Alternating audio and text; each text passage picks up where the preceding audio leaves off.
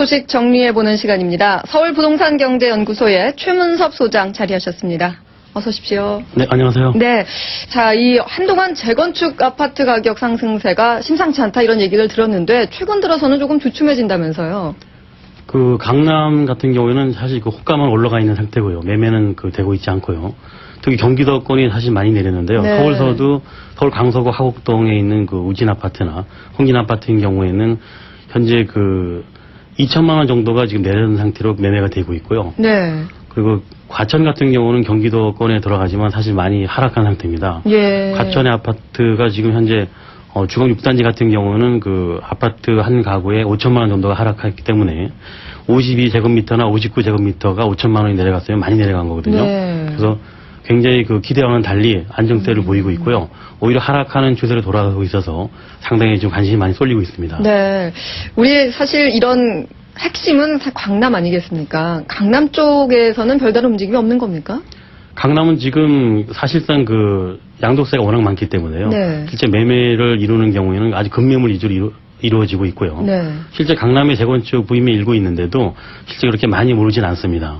근데 호가만 올라가야지 실제 거래를 했을 때에는 기존 호가보다는 거의 한 10%는 싸게 매매를 할 수 있기 때문에 네. 아직 기대에 못 미치게 된 것도 있고요. 실제는 강남 중에서도 잠실 주공 같은 경우에는 고층 아파트이기 때문에 아직까지 예를 들어서 무슨 개발 이익금을 임대주택이나 또 지분 아파트로 인수한다든가 이렇게 해서 정부 정책이 개발 이익을 환산한다는 쪽으로 가고 있기 때문에 네. 상당히 투자가 장기적으로 돼야 되기 때문에 자금이 묶일 것을 우려해가지고 좀 굉장히 투자를 꺼리고 있는 그런 실정입니다. 일단 강남권이 호가만 지금 올라가 있는 상태다 얘기를 해주셨는데요. 사실은 선거 전부터 이명박 효과다 해갖고 사실은 재건축 시장 전체가 굉장히 들썩였던 것으로 들었는데요. 막상 이렇게 새 정부 출범을 앞두고서는 이렇게 안정돼가고 있는 이유 어디 있다고 보십니까?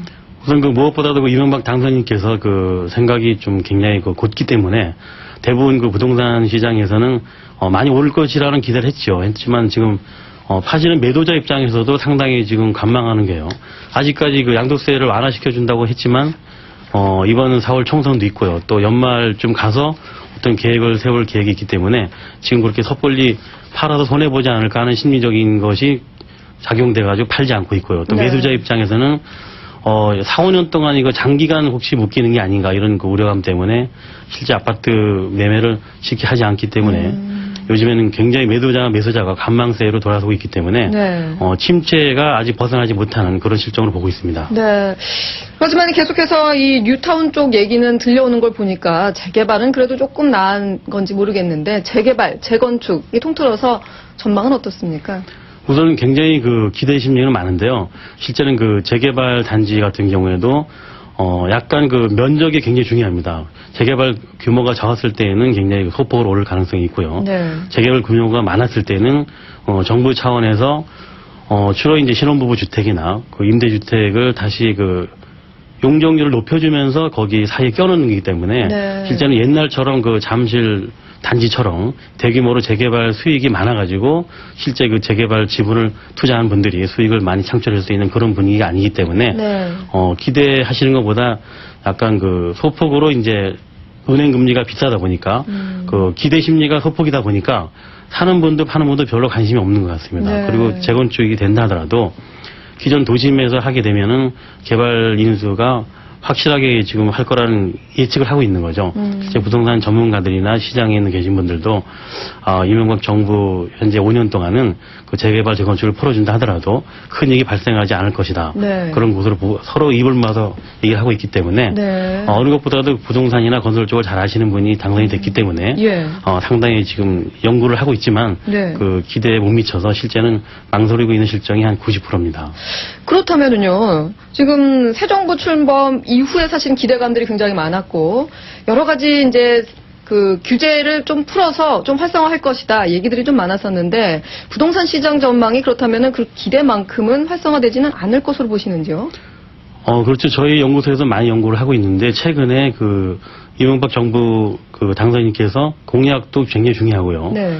의외로 재건축 재개발이 굉장히 선거 때는 상당히 인기가 있었습니다. 근데 네. 그 막상 당선인이 되고 나셔서 요즘 분위기는 실제 재건축 재개발을 1년 정도 연기한다든가 올 상반기에 하지 않고 후반기에 4월 총선도 있고 그래서 후반기에 돌린다면은 네.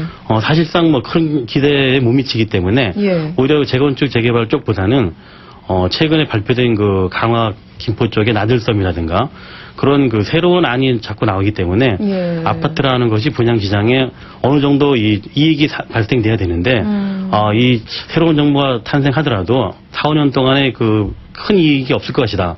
이런 바람이 지금 재건축 시장이 불고 있기 때문에 네. 일단은 돈을 가지신 분들이 투자를 하지 않습니다. 그리고 재건축이 된다 하더라도 시간이 많이 걸려서 실제는 굉장히 그 투자하신 분들이 좀 난감해하는 그런 상태입니다.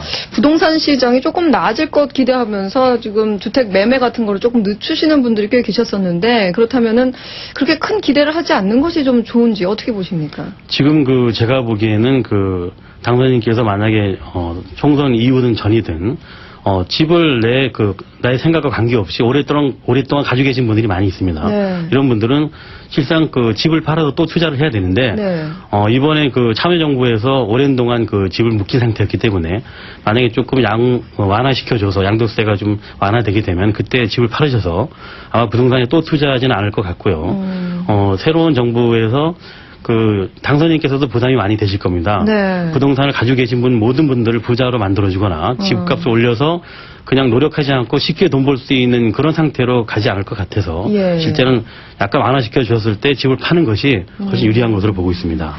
일단 우리가 이제 4월에 총선이 있는데요. 그렇다면은 총선을 겨냥한 투자 전략 같은 거는 어떻게 말할 수 있겠습니까? 저는 그 현재 당선인께서 뭐 애초에 그 인수위에서 보고했듯이 실제는 그 총선이 끝난다고 해서 통선 직전이라고 해서 법이 달라지고 또 끝난다고 해서 모든 국민들은 좀 달라질 것이라고 예측을 하고 있는데 네. 실제는 제가 보기엔 그렇지 않습니다. 예. 총선이 끝난다 하더라도 올 1년 정도는 관망하는 상태이기 때문에 별 이득이 없을 것 같고요. 네. 우선은 그 약간 좀 좋아질 수 있다면 양도세 정도는 완화해 줄 가능성이 있는데요. 이것은 그 새로운 투자자를 위해서 해주는 게 아니고요. 네. 기존 그 원치 않는 집을 계속 가지고 있는 경우가 있거든요. 네. 은행 금리가 비싸고 그러다 보니까 내가 집을 팔고 싶은데 돈을 써야 될 것이 많은데 못 파는 분을 위해서 약간 그 봐주는, 양해를 해주는 그런 정도의 세제 혜택이 있지 실제 투자 심리가 일어날 정도로 크게 투자가 활성화될 것으로 보지 않고 있습니다. 네. 일단 지금 요즘 이슈가 되고 있는 것이 또 지분형 아파트 이런 공방이 좀 팽팽한데요. 과연 실효성이 있겠느냐 이런 지적들이 꽤 많은 것 같아요. 어떻게 보십니까? 그 현재 앞으로 그 주택 정책은요. 제가 보기에는 일단 입주자 우선으로 가고 있습니다. 입주자가 집을 싼 값에 사서 가야 되기 때문에 단지 투자자가 실제 개인 투자는 힘들 것 같고요. 우선은 그 최근에 국민의 그 호응을 얻어야 된다고 해가지고 실제는 그 투자자가 지분형의 한 반 정도를 돈을 내야 되는데 개인 투자자를 반대하고요.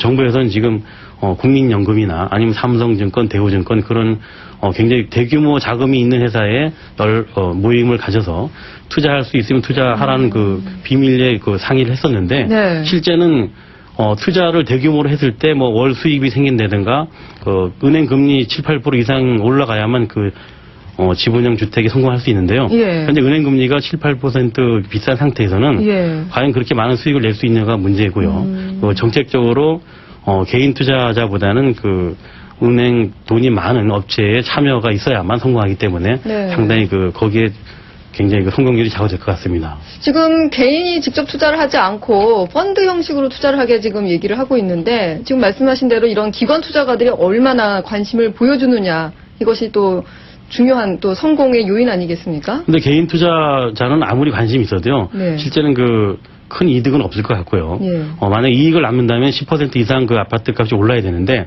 실제는 서울 시내 안에서는 가능하지만 서울을 벗어난 수도권에서는 그렇게 많은 이득을 주기 어렵기 때문에 개인 투자자보다는 그 정부에서 추천한 업체나 네. 아니면 아까 말씀드린 국민연금이나 네. 우리가 좀 쉽게 그 증권회사나 보험회사들이 돈을 많이 가지고 있기 때문에 예. 그런 대규모 업체에서 참여하지 않으면 펀드를 만들어진다 하더라도 굉장히 그 실효성이 어려울 것으로 보고 있습니다. 그런데 그 일부 기관 투자가들 입장에서는 여전히 회의적이라고 얘기를 들었는데요. 사실입니까? 근데 모든 사업이 그렇습니다. 처음에는 다 회의적이고 예. 실제는 그 반응이 안 좋지만 워낙 그 당선인께서 하시고자 하는 그 의도가 강하기 때문에 아마 조만간 설득을 해서요, 대규모 투자를 받아들일 것으로 그렇게 보고 있습니다. 예.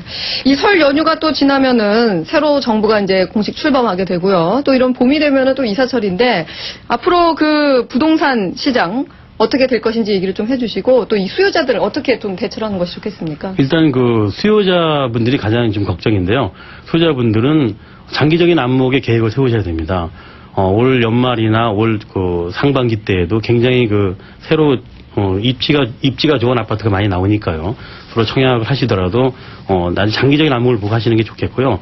그리고 한 올해 부동산만큼은 크게 기대를 걸으시면 안 될 것 같습니다. 예. 앞으로 그 대운하가 예견돼 있는데 그런 운하 주변에 있는 땅을 가지고 계신 분들이 약간 소득이 있겠지만 서울 수도권에서 부동산을 가지고 돈을 벌어서 다른 사업으로 연계된다거나 그런 큰 그 메리트가 없기 때문에 네. 장기적인 안목을 보고 또 새로 탄생하는 정부에 대해서 상당히 많은 기대를 걸고 신뢰를 가지고 있는 게 굉장히 좋을 것 같습니다. 그렇군요.